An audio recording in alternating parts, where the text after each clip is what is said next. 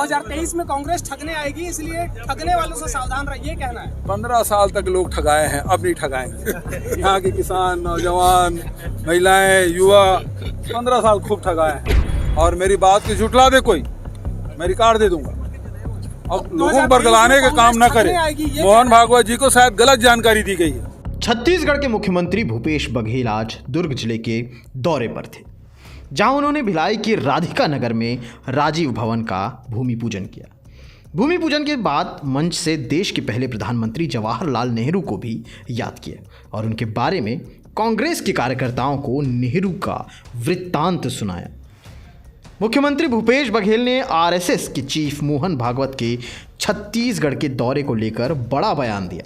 भूपेश बघेल ने कहा कि 15 साल लगातार बीजेपी की सरकार रही। डॉक्टर रमन सिंह छत्तीसगढ़ के मुख्यमंत्री रहे। सबसे ज़्यादा चर्च उनके कार्यकाल में बने हैं। यदि मोहन भागवत को चर्चों की सूची चाहिए तो मैं उपलब्ध करा देता हूं।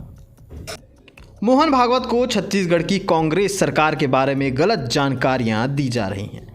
तो वहीं भूपेश बघेल ने यह भी कहा कि 15 सालों तक बीजेपी की सरकार और रमन सिंह ने सिर्फ और सिर्फ आम जनता के साथ साथ महिलाओं को, युवाओं को और किसानों को ठगने का काम किया है। बीजेपी सिर्फ ठगने का काम करती रही है। 15 सालों तक बीजेपी की सरकार रही। मोहन भागवत के चेले डॉक्टर रमन सिंह ने जनता को खूब ठगा है। आज भिलाई में राजीव भवन का शिलान्यास हुआ। 10,000 स्क्वायर फीट में ये बनेगा और बहुत दिनों की मांग थी। बहुत दिनों बाद वैसे जिला बना और जिला बना तो खुद का अपना भवन होगा। और इसके लिए मैं जिला कांग्रेस कमेटी के अध्यक्ष, प्रदेश कांग्रेस कमेटी के अध्यक्ष सबको धन्यवाद देता हूं।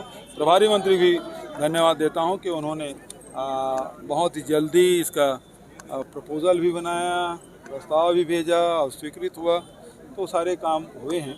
इसके लिए मैं सबको बधाई शुभकामनाएं देता हूं। आज 14 नवंबर है, नेहरू चाचा की जयंती, बाल दिवस के रूप में हम सब मनाते हैं और उनके योगदान को कभी नहीं भुलाया जा सकता। देश की आज़ादी में वो अग्रणी रहे।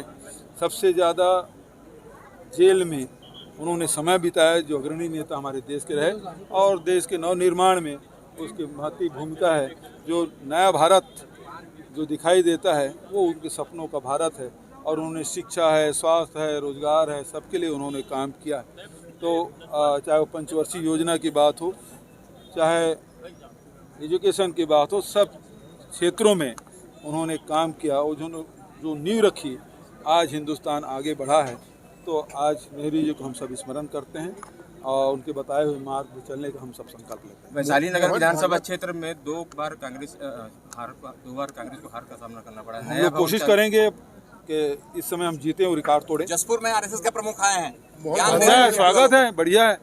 जो उन्होंने कहा है कि पिछले 3 सालों में धर्मांतरण बढ़ चुके हैं छत्तीसगढ़ में, 2023 में ठगने वालों से सावधान रहे, ये कहना है जी। यदि मोहन भागवत जी कहते हैं तो रमन सिंह से ही वो मांग लेना चाहिए कि उसके कार्यकाल में कितने चर्च बने, और नहीं है तो मैं भिजवा देता हूँ कि 15 साल के कार्यकाल में कितने चर्च बने हैं।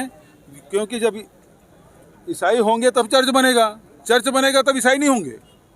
जब ईसाई होंगे, जब कोई सिख होगा जहाँ निवास करेगा तब तो गुरुद्वारा बनेगा। तो उसी प्रकार से 15 साल के कार्यकाल में सबसे ज़्यादा चर्च बने हैं।